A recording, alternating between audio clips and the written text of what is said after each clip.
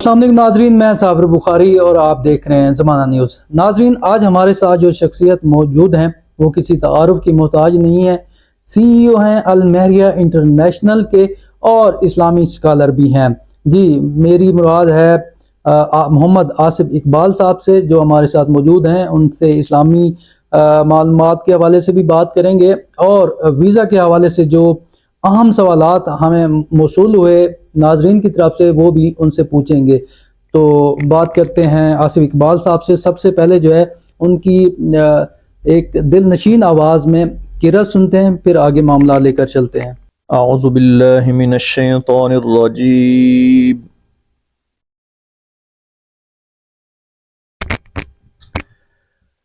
بسم اللہ الرحمن الرحیم،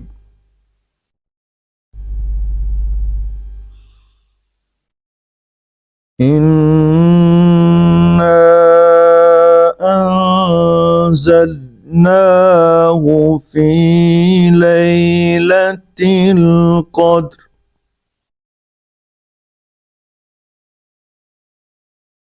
وَمَا أَدْرَاكَ مَا لَيْلَةُ الْقَدْرِ لَيْلَةُ الْقَدْرِ خَيْرٌ مِّنْ أَلْفِ شَهْرٍ تَنَزَّلُ الْمَلَائِكَةُ وَالرُّوحُ فِيهَا بِإِذْنِ رَبِّهِمْ مِنْ كُلِّ أَمْرٍ سَلَامٌ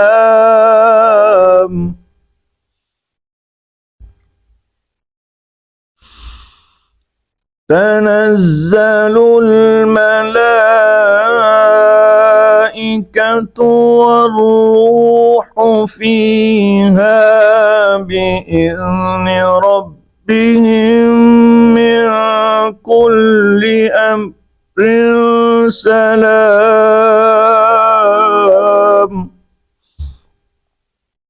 هِيَ حَتَّى مَطْلَعِ الْفَجْرِ۔ صدق اللہ العظیم۔ جزاک اللہ خیر۔ بہت ہی خوبصورت آواز میں ہم نے تلاوت کلام قرآن پاک کی سعادت حاصل کی۔ اور آصف صاحب یہ بتائیں کہ اتنی ماشاءاللہ آپ کی اچھی آواز ہے، قرأت کے دوران آپ ماشاءاللہ خوبصورت آواز سے آپ نے قرأت کی، تو یہ آپ نے باقاعدہ تعلیم حاصل کی ہے، حفظ کی ہے آپ نے؟ جی الحمدللہ، میں نے باقاعدہ اس کو تقریباً 6 سال سیکھا، پھر جا کے اس قابل ہوئے ہیں کہ یہ کلام پاک جو ہے وہ بہترین انداز میں پڑھ سکیں، اور جتنا ممکن ہے اس کے رموز اور اوقاف کو سمجھ کر اور ان کی صحیح ادائیگی کی جائے، بلکہ ہر مسلمان پر فرض ہے کہ قرآن کو سیکھ کر پڑھا جائے اور غلط نہ پڑھا جائے۔ تو کوشش کرتے ہیں کہ اللہ پاک ہمیں اس پر عمل کی بھی توفیق عطا فرمائے۔ آپ کے استاد کون ہیں؟ قرأت میں نے حفظ تو فورڈ آباد سے قاری اسحاق صاحب ہیں، بہت عظیم انسان ہیں، اللہ کے بڑے نیک برگزیدہ انسان ہیں، ان سے میں نے حفظ کیا۔ بعد میں جو قرأت میں نے بہترین طریقے سے سیکھا وہ پاکستان نہیں دنیا بھر کا بہت بڑا نام ہے، قاری سید صداقت علی شاہ صاحب، ان سے میں نے باقاعدہ مشق کی، اور انہی کی وجہ سے میں نے بہت ساری جگہوں پہ مختلف چینل پاکستان ٹیلی ویژن پر بھی اور مختلف ملکوں میں بھی میں ان کے ساتھ تلاوت کر چکا ہوں۔ یہ انہی کی بدولت ہی مجھے اس میں شوق اور ذوق آج بھی زندہ ہے۔ آصف صاحب یہ بتائیں کہ آپ یہ جو ریکروٹمنٹ ایجنسی ہے اس طرف کیسے ہے، یہ کیسا بزنس ہے، اور آپ نے یہ لائسنس مشکل سے ملتا ہے، وہ آپ نے کیسے حاصل کیا؟ جی بے شک، یہ لائسنس اوورسیز کا جو ہے یہ مشکل سے نہیں بلکہ بہت مشکل سے ملتا ہے، اور ملنا بھی چاہیے، کیونکہ اس میں پھر پیسے کی انوالومنٹ بہت زیادہ ہے. دوسرے ملکوں میں لوگوں نے روزگار کے لیے جانا ہوتا ہے. لوگ اپنی جمع پونجی ایجنٹ حضرات کو لوگوں کو نہیں پتا کہ ایجنسی کیا ہے, ٹور ٹریول کیا ہے, اور ویزے والا کون ہے. وہ تو بس ہر بندے کو ایجنٹ کہہ کے بلائیں گے اور اپنے پیسے جمع کروا دیں گے, چاہے چھوٹی سی دکان ہو. سب سے پہلے تو لوگوں کو بھی اویئرنیس ہونی چاہیے کہ جیسے آپ بیمار ہیں تو کسی MBBS ڈاکٹر کے پاس جائیں گے, عطائی کے پاس نہیں جائیں گے. تو آپ سب سے پہلے اس کا لائسنس چیک کریں, کیونکہ گورنمنٹ بہت چھان بین کے لائسنس دیتی ہے. ہر شخص کو یہ لائسنس نہیں ملتا اور اس کی بڑی بھاری رقم ادا کرنی پڑتی ہے, گورنمنٹ کی فیس ہے. اور یہ شکر ہے اللہ کا کہ ابھی گورنمنٹ نے اس پر کافی سختی کی ہوئی ہے, بلکہ میں سمجھتا ہوں مزید کرنی چاہیے. ہر شخص کو کریکٹر لیس کو یہ لائسنس دینا ہی نہیں چاہیے لوگوں سے فراڈ کر کے, تاکہ کوئی بندہ بھاگ نہ سکے. اور آپ کے اس طرف شعبے کی طرف آنا کیسے ہوا؟ روزگار دینا یہ آقا علیہ السلام کی سنت ہے, اور میں اس کو ایز اے سنت سمجھ کے اور ثواب کا کام سمجھ کے, ٹھیک ہے اس میں ہماری روزی روٹی تو ضرور جڑی ہوئی ہے, لیکن کسی بے روزگار کو چاہے ہم اس کا معاوضہ بھی لیتے ہیں, کچھ نہ کچھ دفتر کے اخراجات ہیں, ملازمین ہیں, لیکن جب کوئی بندہ, ہم نے دیکھا ہے کہ یہاں سے ہم نے بڑے غریب گھروں کے بچے 800,000 سیلری پہ سعودی عرب, دبئی وغیرہ بھیجے. 2 سال کے بعد وہی لوگ, ان کا بیک گراؤنڈ ہی چینج ہو جاتا ہے, ان کے گھر اچھے بن جاتے ہیں, ان کی جائیدادیں بننی شروع ہو جاتی ہیں, وہ چھوٹے بہن بھائیوں کو, اپنی فیملی کو سپورٹ کے ساتھ ساتھ باہر لے جاتا ہے. تو بہت سارے لوگوں کی زندگی بدل گئی, جو لوگ ہمیں دعائیں بھی دیتے ہیں اور ہماری وجہ سے ان کے چولہے بھی اچھے سے چل رہے ہیں, اور ہمیں وہ دعائیں بھی دیتے ہیں. اور جن لوگوں کے ساتھ بیچاروں کے فراڈ ہو جاتا ہے وہ بددعائیں بھی دیتے ہیں اور سب کو دیتے ہیں. تو چاہیے یہ کہ جب آپ ویزا لینے کے لیے کسی کے پاس جاتے ہیں تو سب سے پہلے اس کا لائسنس چیک کیا جائے اور اس کی ریپیوٹ کے بارے میں دیکھا جائے, پھر پیسے دیں. اور ہو سکے تو جس کمپنی میں آپ جا رہے ہیں اس کے بارے میں بھی خود سے سرچ کر لیں, کیونکہ ساری ذمہ داری اس کے اوپر نہ ڈالی جائے. ہم بھی ایک کمپنی سرچ کر کے لاتے ہیں, ممکن ہے کل کو کمپنی کے حالات خراب ہو جائیں, اس ملک کے حالات خراب ہو جائیں, تو سارا ملبہ ایجنسی کے اوپر یا ایجنٹ کے اوپر نہ ڈالا جائے. تھوڑی بہت سرچ خود بھی کر لینی چاہیے اور کوئی نہ کوئی کام سیکھ کے جانا چاہیے. اچھا, یہ ہوتا کیسے, آپ کے ایگریمنٹ دوسرے ممالک میں کمپنیز کے ساتھ کیسے ہوتا ہے؟ ہمیں وزٹ کرنا پڑتا ہے مختلف ممالک میں, وہاں جا کے سیکورٹی بھی جمع کروانی پڑتی ہے, اور سیکورٹی کے عوض پھر ہمیں وہ ویزے دے دیتے ہیں. پھر ہم آ کے ریکروٹمنٹ کرتے ہیں, لوگوں کے انٹرویو کرتے ہیں, ان کی جس طرح کی ریکوائرمنٹ ہوتی ہے اس کے مطابق بندے سلیکٹ کر کے کمپنی میں CV بھیجتے ہیں, ویڈیوز بھیجتے ہیں. بعد دفعہ کمپنی کا ڈیلیگیشن بھی آ جاتا ہے, اور اس کے بعد جا کے ہی یہ سارا پروسیس کمپلیٹ ہوتا ہے. بہت سارے لوگوں کی یہ شکایات آتی ہیں کہ جب وہ باہر جاتے ہیں تو وہاں پر ان کو جو ایگریمنٹ ہوا ہوتا ہے اس کے مطابق تنخواہ نہیں ملتی ہے, رہائش نہیں ملتی, اس طرح کے ایشوز آتے ہیں. اس میں کیا حقیقت ہے؟ جتنی بھی میرے خیال میں اوورسیز کام کر رہی ہیں ایجنسیاں, وہ تو ایسا کام نہیں کرتی, بلکہ آج کل تو ایک بہت اچھا ایک شروع ہوا ہے معاملہ, عقد عمل منگوایا جاتا ہے جاب ایگریمنٹ. تو اس میں وہاں کفیل کے سائن ہوتے ہیں, وہ آن لائن ہوتا ہے, اس کے بغیر تو آج کل امبیسی ویزا ہی نہیں لگا رہی. تو اس طرح نہیں ہوتا. یہ جو جتنے بھی جھوٹ پکڑے جاتے ہیں یہ سارے کے سارے روڈ ایجنٹ مافیاز ان کے تھرو ہی ہوتے ہیں, کسی ایجنسی کے تھرو ایسا نہیں ہوتا. اچھا, یہ جو ایجنٹس ہیں اس حوالے سے کافی کمپلینٹس آتی ہیں کہ وہ دیہی علاقوں کے لوگوں کو, سادہ لوگوں کو جو ہے وہ ماموں بنا لیتے ہیں, پیسے ہڑپ کر جاتے ہیں, جس کی وجہ سے یہ شعبہ جو ہے وہ ایک قسم کا بدنام ہو جاتا ہے. اصل میں جن لوگوں کا آفس نہیں ہے, گلی محلوں میں پھر کے انہوں نے لوگوں کو کہنا ہوتا ہے جی ہمارے پاس ویزے ہیں, تو وہ جس طرح کی چاہیں بات سنا دیں, کیونکہ بعد میں انہوں نے ملنا تو ہوتا نہیں کسی کو, پیسے لینے اور غائب ہو جانا ہے, نمبر بند کر دینا ہے, یا 1-2 بندے بھیج دیے, اگلے 10-15 کے ساتھ فراڈ کر لیا. میں ہر بندے کو یہ کہنا چاہتا ہوں کہ گورنمنٹ کی ویب سائٹ موجود ہے اوورسیز کے حوالے سے, آپ اس پر جائیں, لائسنس دیکھیں, پھر آفس دیکھیں, پھر اس بندے کے بارے میں پوچھیں بھی, پھر جا کر پیمنٹ جمع کرائیں. اور جس کمپنی میں وہ آپ کو بھیج رہے ہیں ممکن ہے تو اس کو بھی سرچ کر لیں, گوگل پہ ہر چیز پڑی ہوئی ہے, ہر بندے کا کوئی نہ کوئی جاننے والا موجود ہے دوسرے ملک میں. ہر ایرے گیرے کو پیسے نہ دیے جائیں, بہت سارے لوگ اپنے نقصان کے خود ذمہ دار بنتے ہیں. کمپنیوں کا کیسے پتہ چلے گا؟ فار ایگزامپل آپ کی ریکروٹمنٹ ایجنسی ہے یا دوسرے کسی کے بارے میں جاننا ہے, ایجنٹ کے بارے میں یا کمپنی کے بارے میں, تو کیا کرنا چاہیے؟ ایک بندہ باہر جانا چاہتا ہے، اس کو کن چیزوں کا خیال رکھنا چاہیے؟ جو ویب سائٹ ہے گورنمنٹ کی، اس کے اوپر ہر چیزیں پڑی ہوتی ہیں کہ اس کے پاس ویزے ہیں یا نہیں ہے، وکالہ ریڈی ہے یا نہیں ہے، ایک بات۔ دوسرا، ایجنسیز کے چیک اینڈ بیلنس کے لیے ایف آئی اے موجود ہے، ہمارے اوپر پروٹیکٹر کا ادارہ موجود ہے، وہ ہمیں اچھے سے واچ کر رہا ہوتا ہے۔ کوئی بھی پروموٹر اتنا ایزیلی فراڈ نہیں کر سکتا، اور ایجنٹ کو تو پکڑنے کے لیے کوئی ادارہ موجود نہیں ہے، اور نہ ہی ان کی جلدی شکایت آتی ہے، اور نہ ہی ان کا کوئی چیک اینڈ بیلنس ہے۔ ہمارے تو سارے ڈاکومنٹس گورنمنٹ کے پاس موجود ہیں، پروٹیکٹر میں موجود ہیں، تو اس لیے پروٹیکٹر سے بھی انکوائری کی جا سکتی ہے، ویب سائٹ سے بھی کی جا سکتی ہے، اور جو ایک ان کا جہاں ہماری ایجنسیز کے حوالے سے پورا پورٹل بنا ہوا ہے گورنمنٹ کا، اس کو سرچ آؤٹ کر لیں تو زیادہ بہتر ہے۔ پاکستان کے دروازے جو ہے وہ کہتے ہیں جی بند ہو رہے ہیں دنیا کے، دبئی نے بند کر دیا اور بہت سارے ممالک نے بند کر دیے ویزے، اس میں کیا حقیقت ہے؟ اور ویزا ریشو جو ہے وہ اب کتنی ہے دنیا کی؟ اور اس میں حقیقت ہے کہ لوگ جو ہے وہ بڑی تعداد میں پاکستان چھوڑ کر باہر جانا چاہ رہے ہیں؟ یہ جینین حقیقت ہے کہ آلموسٹ دنیا نے ہمارے ویزے بند کر دیے ہیں۔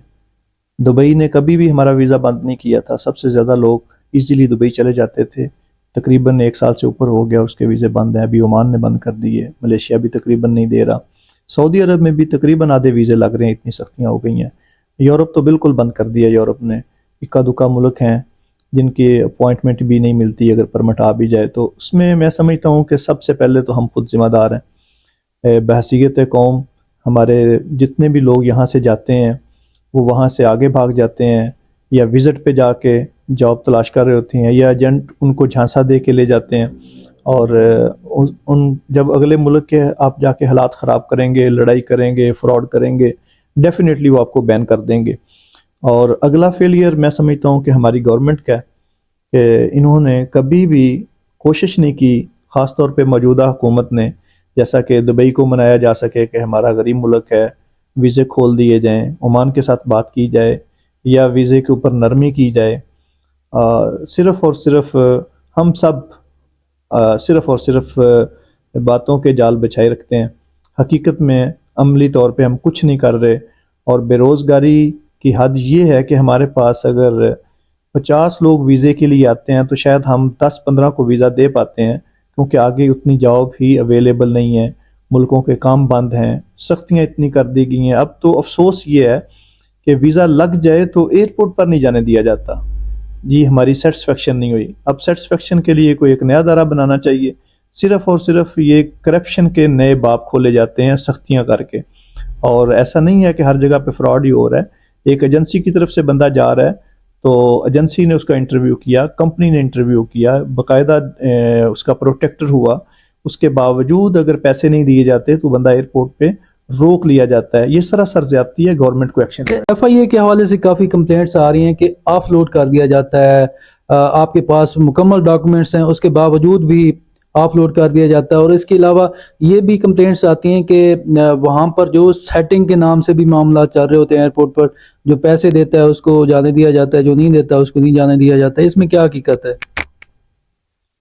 ان باتوں میں ایک حد تک سچائی تو موجود ہے، لیکن دوسری طرف ہمارے ہاں بھی ایجنٹ مافیا جتنا بھی ہے، انہوں نے بکاری بھیجنا شروع کر دی ہے وزٹ کے اوپر، جو سیر کے بہانے جاتے ہیں اور وہاں جا کے مانگنا شروع کر دیتے ہیں۔ اور بدبختی یہ ہے کہ ہمارے ہاں تو لوگ عمرے کا ویزا لگوا کے جاتے ہیں اور مسجد نبوی شریف اور حرم شریف میں جا کے مانگ رہے ہوتے ہیں۔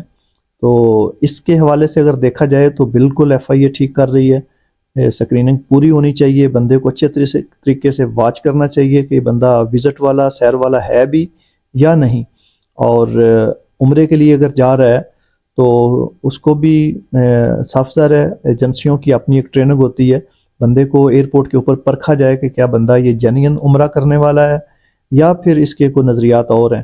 اگر تھوڑا سا بھی شک گزرے تو بالکل روک لینا چاہیے، لیکن بلا وجہ اگر ڈاکومنٹس پورے ہیں، بندہ جینین ہے، ویزے کے اوپر جا رہا ہے، جینین ڈیمانڈ کے اوپر جا رہا ہے، پیچھے کوئی ایجنسی موجود ہے، کوئی گارنٹی لے لیں، اگر شک بھی پڑ رہا ہے تو ایجنسی سے گارنٹی لے رہے ہیں، اس کو آف لوڈ نہ کیا جائے، کیونکہ ٹکٹیں نان ریفنڈیبل ہیں، وہ نقصان ہو جاتا ہے۔ اور جب ہم پورے ٹائم پہ بندے کمپنی کو نہیں دے پاتے، کمپنی ڈیمانڈ کینسل کر دیتی ہے، وہ ہمارے ملک کی ڈیمانڈ اٹھا کے بنگلہ دیش کو دے دے گی، سری لنکا کو دے دے گی، کسی اور غریب ملک کو دے دے گی، تو وہ کام بھی ہمارے ہاتھ سے نکل جاتا ہے۔ تو اس طرح تھوڑا سا اداروں کو بھی تعاون کرنا چاہیے، اور فراڈیوں کے ساتھ تو سخت ایکشن ہونا چاہیے۔ اور کیونکہ ہمارا اب دنیا میں میرا خیال چوتھے نمبر پہ پاسپورٹ آ گیا، تو یہ ہماری بڑی بدقسمتی ہے۔ ہم ایک ایٹمی ملک ہیں، اسلامی ملک ہیں، ہمارا نام بدنام ہو رہا ہے، اور ہماری قوم کو بھی تھوڑا سا خیال رکھنا چاہیے۔ پچھلے دنوں کافی واقعات ہوئے کشتیوں کے حادثات کے، تو یہ جو ڈنکی ہے یہ کیسے ہوتی ہے، کون لوگ اس میں ملوث ہیں، اس حوالے سے آپ کی کیا رائے ہے؟ یہ بھی بڑی بدقسمتی ہے کہ لوگ روزگار کے لیے اور باہر جانے کے حوالے سے اپنی جان دے دیتے ہیں، اور والدین بھی میں سمجھتا ہوں کہ اتنے بیوقوف ہیں یا بے بس ہیں کہ وہ پیسے دے کر موت خرید رہے ہوتے ہیں۔ انہیں پتہ ہے کہ ہم 15-20 لاکھ 25 لاکھ 30 لاکھ دے رہے ہیں، اور یہ بھی نہیں پتا کہ ہمارا بچہ صحیح سلامت پہنچ پائے گا یا نہیں۔ کشتی کے ذریعے سفر ہے، والدین کو سارا پتہ ہوتا ہے، اور ماموں چاچو جو بھی ہیں جو ڈیل کر رہے ہوتے ہیں۔ میرے خیال میں یہ اتنا گھنونا فعل ہے کہ اس میں جو ایجنٹ ہے اس کو بھی سرے عام پھانسی دینی چاہیے، اور جو بندہ ایجنٹ کو پیسے دے رہا ہے، چاہے وہ بچے کا والد ہو، ماما چاچا ہو، اس کو بھی سرے عام پھانسی دینی چاہیے۔ اور میں سمجھتا ہوں کہ 10 بندوں کو تختے پر لٹکا دیا جائے تو کوئی بندہ بھی ڈنکی نہیں لگائے گا۔ ایک پیسے ضائع ہوتے ہیں، ایک بندے کی جان چلی جاتی ہے، دوسرا ملک کا نام بدنام ہوتا ہے۔ روٹس کیا ہیں، کیسے یہ ڈنکی لگاتے ہیں؟ یہ ایک حرام کام ہے، میں تو اس پر سرچ بھی نہیں کرتا، نہ مجھے اندازہ ہے، لیکن سننے میں آتا ہے کہ لوگ لیبیا کے تھرو زیادہ جاتے ہیں، موراکو کے تھرو جاتے ہیں، سننے میں آتا ہے۔ ہم تو ایسے بندے کی بات بھی سننے کو تیار نہیں ہوتے، ہمارے پاس آفس میں کوئی بات بھی کرے تو ہم بالکل کہتے ہیں جی ہم نہ قوم کے دشمن ہیں، نہ ملک کے دشمن ہیں، نہ انسانیت کے دشمن ہیں۔ یہاں رہ کے بھوک سے کبھی کوئی بندہ نہیں مرا، جو بندہ باہر نہیں جائے گا روٹی اس کو بھی 2 ٹائم کی مل جاتی ہے۔ بدقسمتی ہے کہ آپ اپنی جان کے اوپر کھیل رہے ہو، اور حرام کام کے لیے ہم آپ کا ساتھ کبھی نہیں دے سکتے۔ یہ بتائیں کہ ابھی پوری دنیا میں کون سے ممالک ہیں جہاں پاکستانی زیادہ تعداد میں جا رہے ہیں؟ ابھی آلموسٹ ویزے بند ہو چکے ہیں۔ سعودی عرب میں اور قطر میں کام کھلا ہوا ہے، اس میں بھی کافی پرابلم ہے ویزے لگنے میں، اور رومانیہ میں بہت بڑی ضرورت ہے، وہاں کے ویزے پرمٹ تو نکل رہے ہیں لیکن ایمبیسی تعاون نہیں کر رہی، گورنمنٹ بھی تعاون نہیں کر رہی، جس کی وجہ سے اپوائنٹمنٹ سال نہیں ملتی۔ روس کا ایک سیکٹر کھل گیا ہے لیکن اس کے اوپر بھی کافی سارے پرابلم چل رہے ہیں۔ یہ 3-4 ملک رہ گئے ہیں جن سے امید ہے کہ یہ ہمیں پرمٹ دیں گے۔ اللہ کرے ہماری قوم سدھر جائے، اور ہمارے حکمران کچھ نئے ملکوں کے ساتھ کوئی اتحاد کریں، کوئی بات کریں، تاکہ ہمارے بے روزگار نوجوانوں کو روزگار مل سکے۔ یہ بتائیں کہ ویزا ریشو کس کی زیادہ ہوتی ہے، ورک ویزا کی، ایجوکیشن ویزا کی، یا وزٹ ویزا کی؟ ورک ویزا ہی زیادہ ہونا چاہیے۔ یہ جو وزٹ ویزا کا یہ تو ہم نے ایک ڈرامہ بنایا ہوا ہے، اتنے امیر تو ہم ہیں نہیں، اپنا ملک تو ہم گھوم نہیں سکتے، ایک شہر سے دوسرے شہر کبھی ہم گئے نہیں، تو وزٹ کرنے کے لیے ہم امریکہ جا رہے ہیں۔ وہ تو سراسر ہم اگلے کو پاگل بنا رہے ہوتے ہیں، اس لیے تو امیگریشن ہمیں روک لیتی ہے۔ وزٹ کے لیے تو صاف ظاہر ہے آپ کے پاس پیسہ ہونا چاہیے، وہ صرف اور صرف یہاں سے نکلنے کا ایک بہانہ ہے۔ وہ لوگ اس لیے کرتے ہیں کہ ان کو ورک ملتا نہیں ہے، اور جب ورک نہیں ملے گا تو لوگ پھر کوئی ڈنکی کی طرف جائے گا، کوئی وزٹ کی طرف جائے گا۔ ایسا کرنا ہی نہیں چاہیے، آپ کو ورک کے اوپر ہی جانا چاہیے، ورک کے اوپر محنت کرنی چاہیے، کوئی کام سیکھ لینا چاہیے، جس ملک کا ایزی ہو وہیں چلے جائیں۔ لازم نہیں کہ آپ نے امریکہ ہی جانا ہے، جس جگہ بھی جاؤ گے آپ نے محنت کر کے ہی پیسے کمانے ہیں۔ اور اسٹوڈنٹ ویزے کے حوالے سے ہمارا کوئی نظام تعلیم اتنا اچھا نہیں ہے، ہماری ایجوکیشن وہ نہیں ہے کہ ایزیلی ہمیں داخلہ مل جائے کسی بھی دوسرے ملک میں۔ پھر بھی یہ شکر ہے اللہ کا کہ بہت ساری دنیا کی یونیورسٹیز جو ہیں وہ اسٹوڈنٹ کو ویزے دے رہی ہیں۔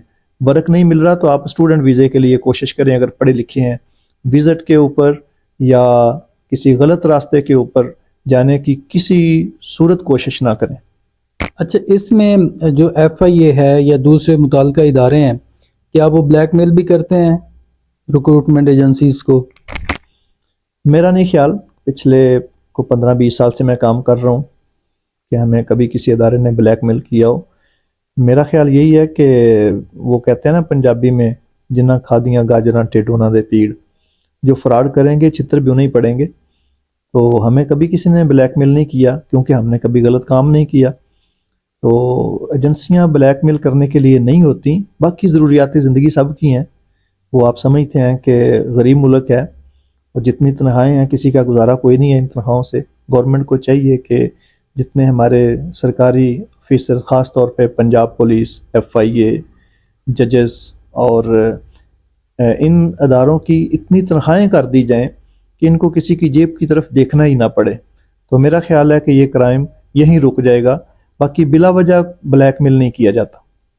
आप 10-15 साल से ये काम कर रहे हैं, तो आपके नज़दीक ये कैसा बिजनेस है? मैं तो इसको इबादत समझ के करता हूँ। बेरोज़गार को रोज़गार मिल जाए तो ये अल्लाह के नबी की सुन्नत है और ये बहुत अच्छा बिज़नेस है। अल्हम्दुलिल्लाह हमने इसमें नाम भी कमाया है, पैसा भी कमाया है और बहुत सारे लोग जो हैं वो ज़मीन से उठे हैं और अपने फैमिलीज़ को सपोर्ट करते बहुत आगे निकल गए और इसमें अल्लाह ने बरकत भी रखी है। अल्लाह लोग दुआ करते हैं तो दिल खुश होता है।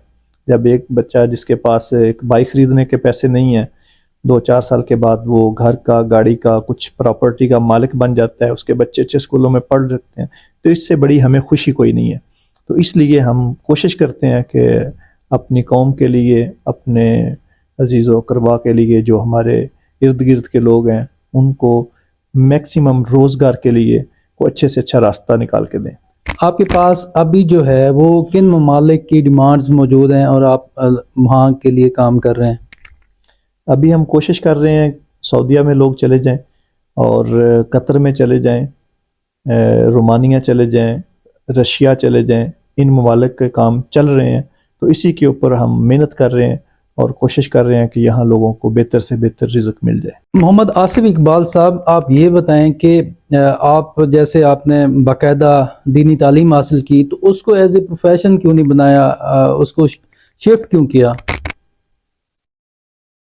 एक्चुअल जो दीन के मामलात हैं, चाहे वो तिलावत कुरान हो, चाहे वो दीन की खिदमत हो, मस्जिद मदरसे का मामला हो, वो उसको कमाई का ज़रिया मेरे नज़दीक तो बनाना ही नहीं चाहिए ना। पहले दौर में हुआ करता था। बहुत सारे लोगों की फिर मजबूरी बन जाती है कि जब आपका इनकम ऑफ सोर्सेज कोई नहीं, तो मोहल्ले के छोटे छोटे लोग जिन्हें शायद ऊपर देख के भी कुरान ना पढ़ सकते हों, जिन्हें कुरान के टोटल पारों का भी ना पता हो, वो भी आपके ऊपर तनकीद करते हैं, आपको टके टके की बातें सुनाते हैं।